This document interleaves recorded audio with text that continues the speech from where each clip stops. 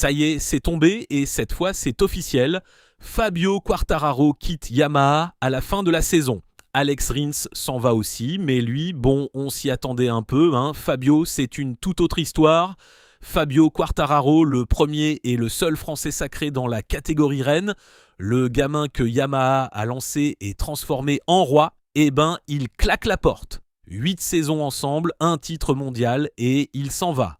Et pas n'importe où, il file chez Honda. Oui, Honda, le constructeur japonais qui rame depuis des années, donc qui se cherche encore. Donc là, on parle d'un champion du monde qui lâche la marque qui l'a sacré pour aller signer chez celle qui galère le plus sur la grille. Vous voyez le malaise là ? Alors la vraie question, celle que tout le paddock se pose, c'est pourquoi maintenant ? Et surtout, pourquoi lâcher le constructeur qui t'a fait champion pour une usine en plein chantier ? Et franchement, prenez un peu de recul avec moi 2 secondes. Ce gars-là, il a jamais rien connu d'autre que le bleu Yamaha au guidon d'une moto GP. Donc le voir partir, c'est pas juste un transfert de plus dans le mercato, c'est un mec qui tourne le dos à toute son histoire. Et le truc qui fait vraiment tilt, c'est le timing.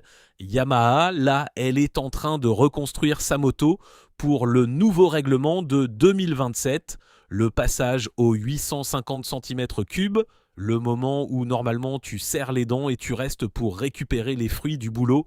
Et lui, il part, pile à ce moment-là. Alors pourquoi ? C'est là que ça devient intéressant. Alors le vrai motif déjà, c'est pas une histoire de cœur, c'est une histoire de chrono.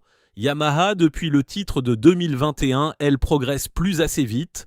Fabio, il s'est retrouvé saison après saison à se battre comme un dingue pour aller chercher un top 10, à ramer, pendant que les Ducati lui passaient dessus dans la ligne droite. Et pour un mec qui a goûté à la gagne, ça, c'est une vraie torture.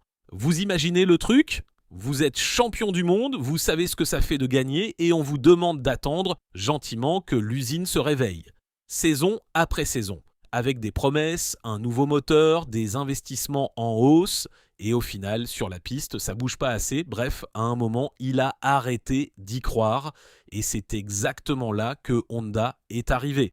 Et là, faut que je vous lise ce que Fabio lui-même a dit sur sa motivation parce que ça résume tout. Il a déclaré « Quand on a goûté à la sensation de gagner, on n'a pas envie de la perdre. » Voilà, tout est là. C'est pas un mec qui fuit, c'est un mec qui veut regagner. Mais il y a un truc qu'il n'a pas dit aussi clairement tout haut et c'est là que ça devient un peu plus sale.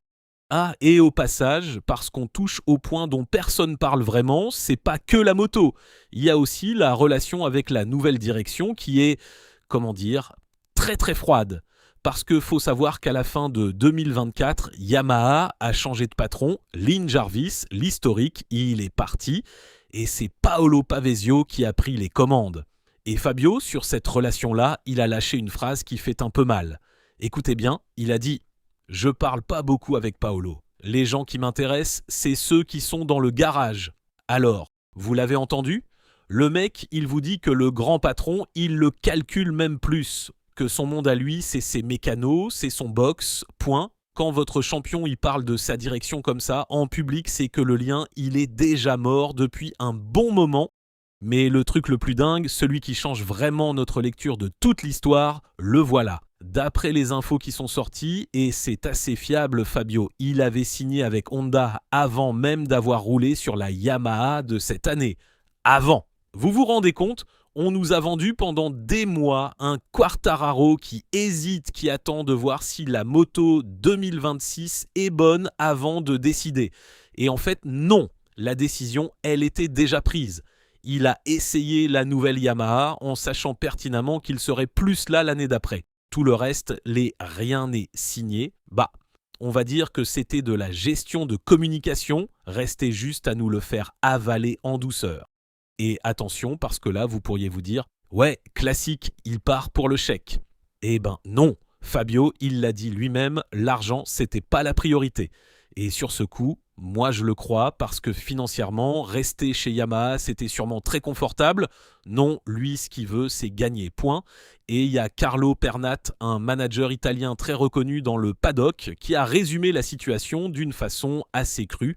En gros, il a expliqué que Fabio finirait la saison en pro, mais que la relation avec Yamaha était tellement usée qu'on le reverrait sûrement plus donner les 120%. Aïe! Quand un mec du sérail dit ça de votre champion, c'est que dans les têtes, c'est déjà fini. Alors maintenant, prenez tous ces morceaux et assemblez-les avec moi. Une moto qui progresse plus assez vite, une relation avec le patron qui est morte, une décision prise depuis des mois, en douce, et un mec qui répète qu'il veut juste regagner. Vous voyez où je veux en venir ?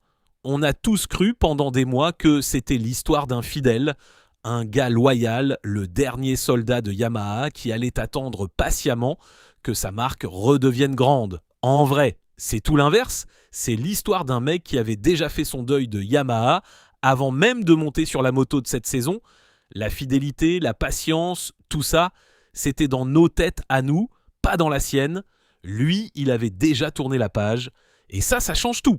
Parce que du coup, son départ, faut le voir pour ce qu'il est vraiment. C'est pas un adieu sentimental. C'est pas une rupture sur un coup de colère. Non, c'est un calcul. Un calcul froid, méthodique, d'un mec de 27 ans qui a regardé son avenir en face. Bon, dans son communiqué officiel, il a soigné la sortie, il a remercié Yamaha, il a parlé de refermer un chapitre important et d'aller vers de nouveaux horizons. C'est propre, et tant mieux, 8 saisons ensemble, ça méritait bien ça. Mais derrière les jolis mots, le calcul, il est glacial. À son âge, il lui reste une, peut-être 2 fenêtres pour redevenir champion. Et il a estimé que cette fenêtre, elle passait plus par Yamaha, mais par une Honda en pleine reconstruction sur un contrat de 2 ans, prête à bâtir tout son projet autour de lui. C'est un pari, un vrai, un gros. Ça peut être le coup de génie de sa carrière comme ça peut être le naufrage complet. Mais au moins, ça, c'est son pari. Et Yamaha, elle repart sans son champion, avec Jorge Martin pour tout reconstruire. Et vous, franchement, à sa place, vous seriez parti tenter le diable chez Honda ou vous seriez resté par fidélité à la marque qui vous a fait roi ? Moi, j'ai mon idée, mais c'est la vôtre qui m'intéresse. Voilà, en tout cas, j'espère que cette vidéo vous a plu. Et si elle vous a plu, n'hésitez pas à la liker, la partager et lâcher votre avis en commentaire. Et dites-moi, sur ce coup-là, vous êtes plutôt Team Quartararo qui a eu le cran de partir ou Team il va le regretter amèrement ? Choisissez votre camp et expliquez-moi pourquoi en commentaire. On se donne donc rendez-vous très vite pour la suite.